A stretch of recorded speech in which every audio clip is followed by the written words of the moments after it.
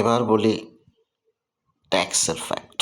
শেয়ারে ফ্ল্যাট নির্মাণের ফলে ক্ষতি হচ্ছে পাবলিকের,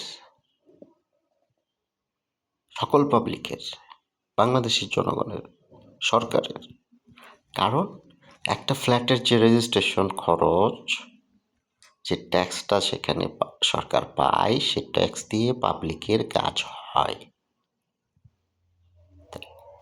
আচ্ছা, একটা কোম্পানি যখন ফ্ল্যাট করে তখন সেখানে ফ্ল্যাট রেজিস্ট্রেশনে ট্যাক্স দেয়। আর এই শেয়ার ফ্ল্যাটের যে ট্যাক্সের ফাকিং করে দিচ্ছে, ফলে দেশ এবং পাবলিক ক্ষতিগ্রস্ত হচ্ছে।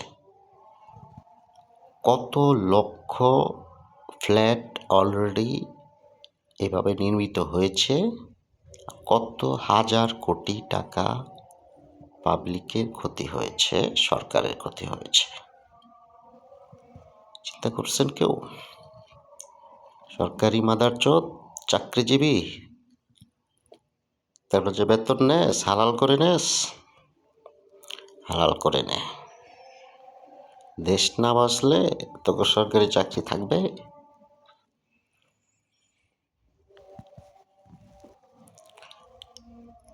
এবার আসুন এই ট্যাক্সের কাহিনীতে বলি। এই ট্যাক্স দেওয়াতে এবং কোম্পানি দ্বারা ফ্ল্যাট নির্মিত হওয়াতে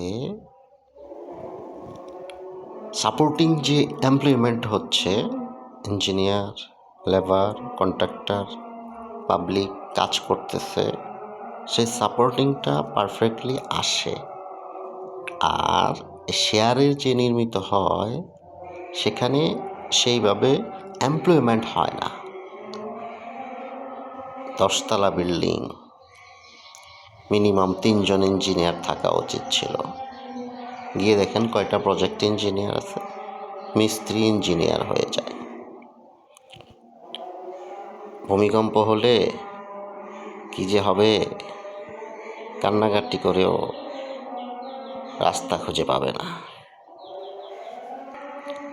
পাবলিকের কথা বলি, পাবলিক খানকির পোলারা হচ্ছে আরেক লোভী। নিজের চিন্তা করে, শুধু নিজের, ওভারঅল দেশের চিন্তা কোনো মাদারচোদ করে না, নিজের পকেট বাড়ি করে।